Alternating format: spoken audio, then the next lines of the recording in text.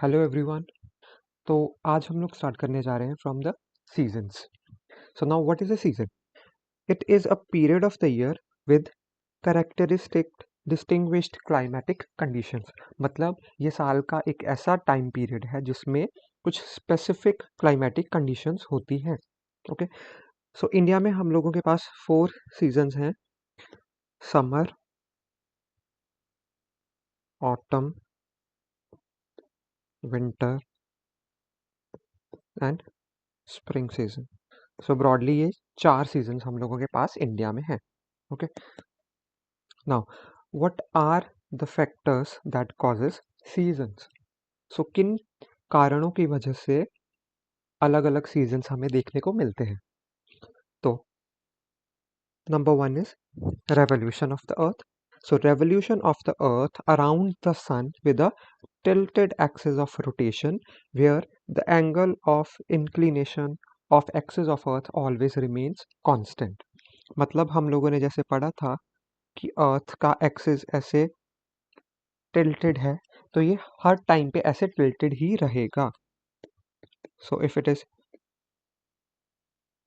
23.5 degree, तो ये हमेशा इतना ही रहेगा।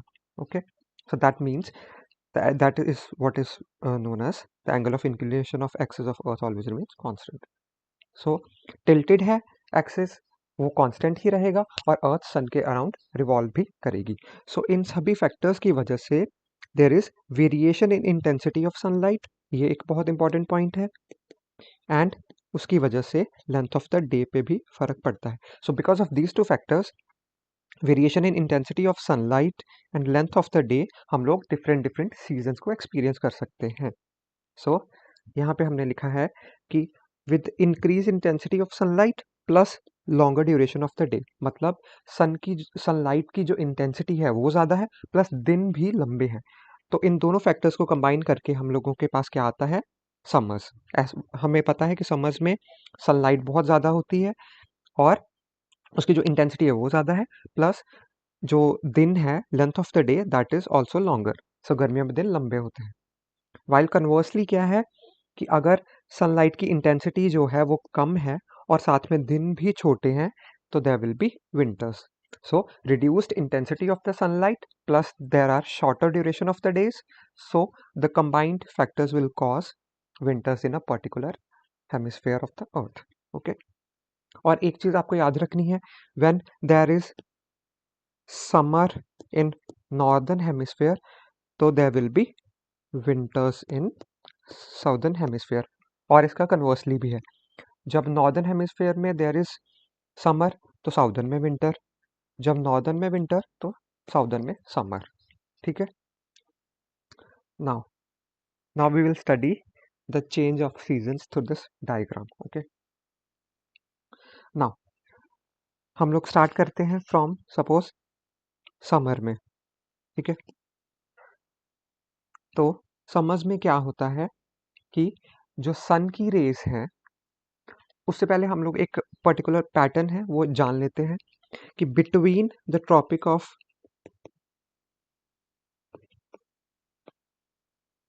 कैंसर,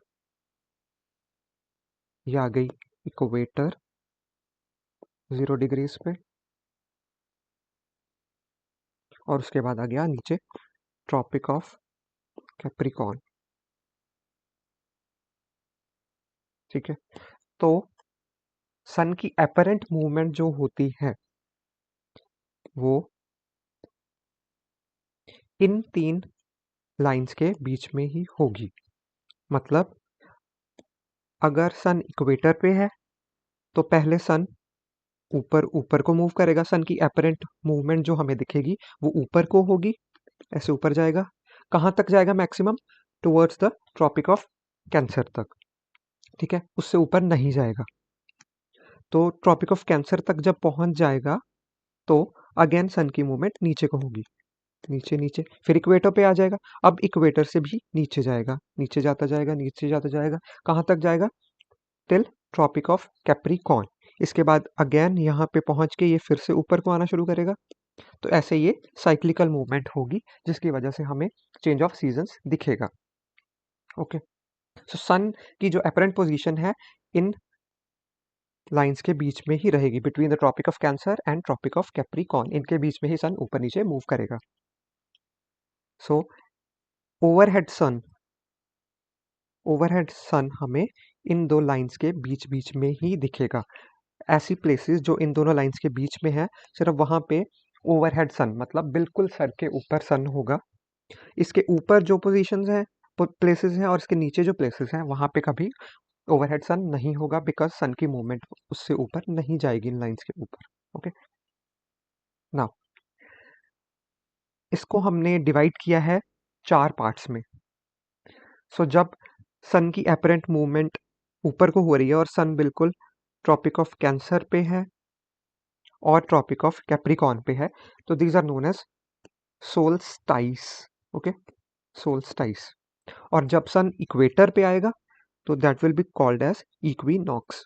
तो हम लोगों के पास 2 इक्विनॉक्स हैं, 2 सोल्स्टाइस हैं, समर सोल्स्टाइस और winter solstice, and autumn and spring में इक्विनॉक्स। ठीक है, सो ये 4 जो हम लोगों के पास पोजीशंस होगी, इन्हीं पे डिपेंडेंट होगा सीजन्स ऑन अर्थ। तो नाउ समर सोल्स्टाइस जब आता है अराउंड जून 20, 21, 22 इसके पास आएगा समर सोल्स्टाइस यहाँ पे। तो इसमें क्या होगा कि सन की जो रेज हैं, from this diagram we can see that sun की जो रेज हैं वो वर्टिकल फॉल करती हैं at the tropic of Capricorn. Suppose यहाँ से ट्रॉपिक ऑफ कैप्रिकॉर्न जा रही है, तो बिल्कुल वर्टिकली 90 डिग्री पे यहाँ पे रेज फॉल कर रही हैं। ठीक है, ट्रॉपिक ऑफ कैंसर पे दैट इज 23.5 डिग्री पे नॉर्थ पे।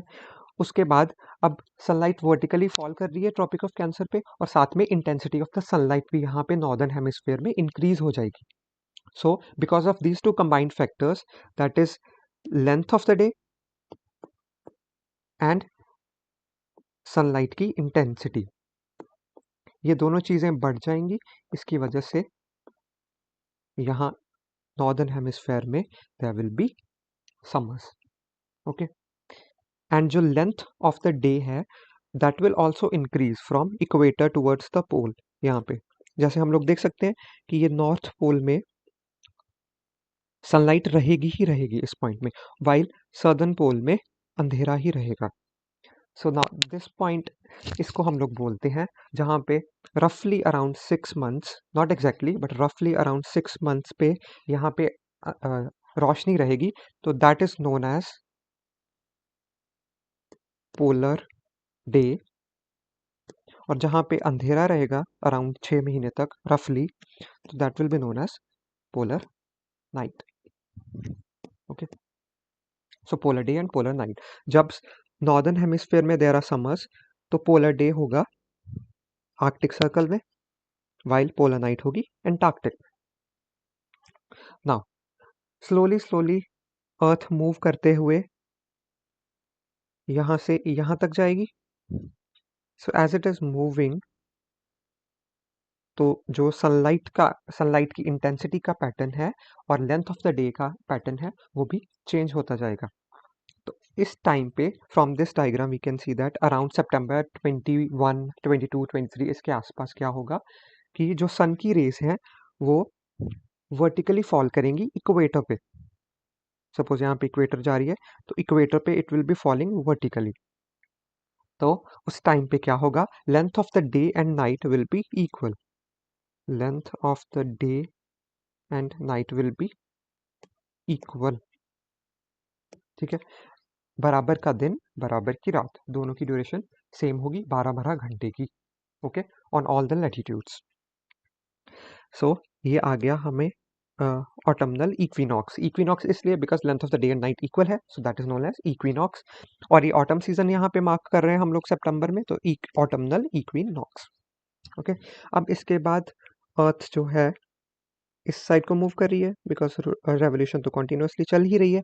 अर्थ की पोजीशन सेम है हर एक डायग्राम में। हमने देखा कि अर्थ यहाँ पे भी ऐसी टिल्टेड है, यहाँ पे भी ऐसी टिल्टेड है, यहाँ पे भी ऐसी टिल्टेड है, तो इसको हमने चेंज नहीं करना, बिकॉज जो टिल्टेड एक्सिस ऑफ जो अर्थ का रोटेशन का टिल्टेड एक्सिस है that will always remain constant, जो हमने पढ़ा अभी कि it will always remain constant eight 23.5 degree के टिल्ट पे, तो वो वैसा ही रहेगा। तो उसी की वजह से ये सनलाइट और लेंथ ऑफ द डे की जो वेरिएशन आ रही है, उसी की वजह से सीजन्स आ रहे हैं। तो हम लोग अब आ गए यहाँ पे टुवर्ड्स दिसंबर 21-22, इसके आसपास क्या होगा कि जो सन रेज हैं वो वर्टिकली फॉल करेंगी ट्रॉपिक ऑफ कैप्रिकॉर्न पे। पहले इस पॉइंट पे थी, फिर इक्वेटर पे आई, अब यहाँ पे आ गई vertically on the tropic of Capricorn, that is 23.5 degree पे साउथ, 23.5 डिग्री साउथ पे ट्रॉपिक ऑफ कैप्रिकॉर्न पे सनलाइट जो है वो वर्टिकली फॉल करेगी। और क्या होगा कि जो लोकेशंस सदर्न हेमिस्फेयर में है वहाँ पे ज़्यादा इंटेंसिटी ऑफ सनलाइट होगी और नॉर्दर्न हेमिस्फेयर में कम होगी। ठीक है, सो जो नीचे वाले एरियाज हैं सदर्न हेमिस्फेयर के, वहाँ पे सनलाइट ज़्यादा पड़ेगी, इंटेंसिटी ज़्यादा होगी और ड्यूरेशन ऑफ द डे है जो वो भी ज़्यादा होगी। तो ये जो सदर्न हेमिस्फेयर है, सपोज एंटार्क्टिक सर्कल में, तो there will be polar day because यहाँ पे धूप ही रहेगी काफ़ी महीनों तक, वाइल जो आर्कटिक सर्कल है वहाँ पे बिकॉज नाइट रहेगी, तो वहाँ पे पोलर नाइट रहेगी फॉर अराउंड 5-6 मंथ्स। ठीक है, सो एक चीज़ और है कि यहाँ पे ऐसा नहीं है कि कंप्लीटली डार्क होगा या कंप्लीटली डे होगा। तो sun will be along the horizon, sun पूरा ऊपर तक जाएगा ही नहीं, आपको नीचे नीचे लाइन में दिखेगा सन की मूवमेंट हो रही है, इधर से छुपेगा, बिल्कुल हल्का सा ऊपर जाएगा और साथ में दूसरी साइड पे छिप जाएगा। Okay, so this is summer solstice. तो यहाँ पे क्या होगा कि लेंथ ऑफ द डे जो है वो इक्वेटर से नॉर्थ पोल की टुवर्ड्स डिक्रीज होगी और साउथ पोल की टुवर्ड्स इंक्रीज होगी। सो हमें पता है कि विंटर्स में जो डेज की ड्यूरेशन है वो कम है और नाइट्स आर लॉन्गर। ठीक है, अब इसके बाद अर्थ अगेन मूव की और अराउंड मार्च 2021-22 इसके आसपास क्या होगा, स्प्रिंग सीजन में वहाँ पे क्या होगा अगेन जो ऑटम में हुआ था। So the length of the day and night जो है वो बिल्कुल इक्वल हो जाएगी, जो सन की रेज है वो वर्टिकली इक्वेटर पे फॉल करेंगी, इंटेंसिटी ऑफ सनलाइट एंड जो लेंथ ऑफ द डे है वो सेम रहेगी उस जगह पे, तो there will be spring equinox. Spring equinox आ गया। ओके, अब इसके बाद अगेन वही साइकिल रिपीट होगा from summers to autumn to winters to spring, again यही साइकिल चलता रहेगा ऐसे। और because of these things we experience change in the seasons on earth.